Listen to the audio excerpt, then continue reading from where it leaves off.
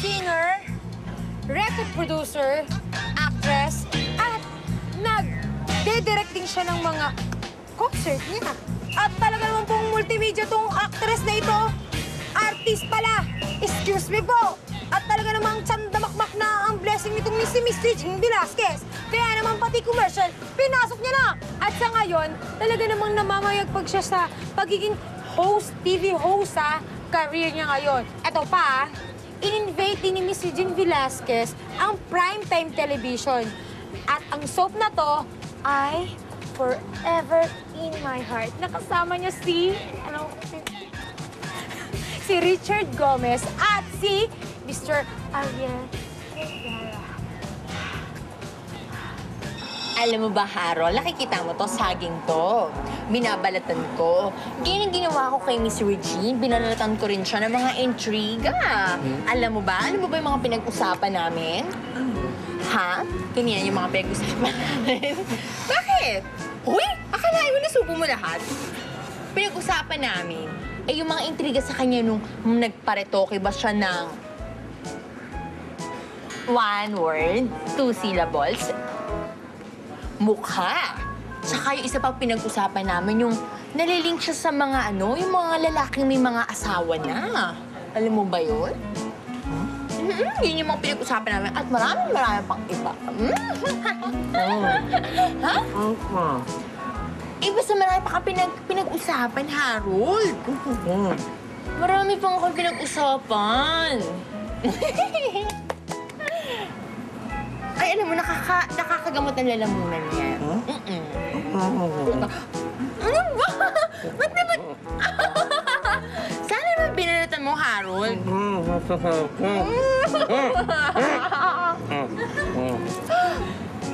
Nakakainis naman to eh. Mas masustansya may balat. Eto, meron kaming game, yung confirm or deny lang sasabihin mo, or kaya deadma ka lang, okay? Deadma lang ako. Sige. Si Regine Velasquez daw ay nagparetoke ng mukha. Hindi kaya. Oo nga, parang ganyan ka pa rin naman dati. Oo, kaya. Okay. Si Regine Velasquez daw ay isang tomboy. Hindi kaya.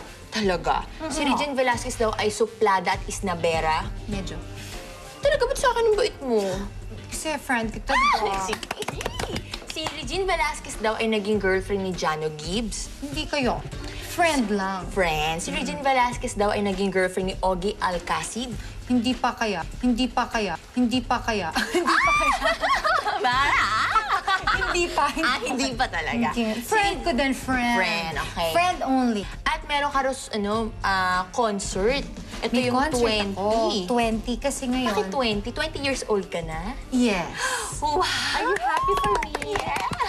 No, ang 20 is my 20th anniversary in the business. Retrospect ito, how I started, kung ano yung mga kanta na kinakanta ko noon, yung mga ni-record ko, yung mga awiting na kilala na kinanta ko. So, ayun. Inaanyayahan ko po kayong lahat, pati ikaw na rin. Since friends na tayo, close na tayo. Yes.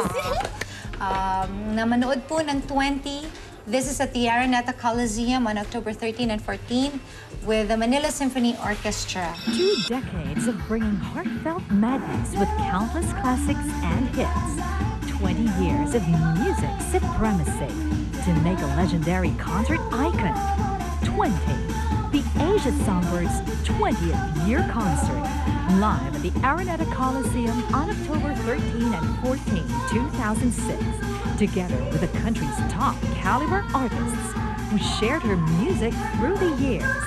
Reminisce the songs you fell in love with and celebrate 20 years of unparalleled diva highness.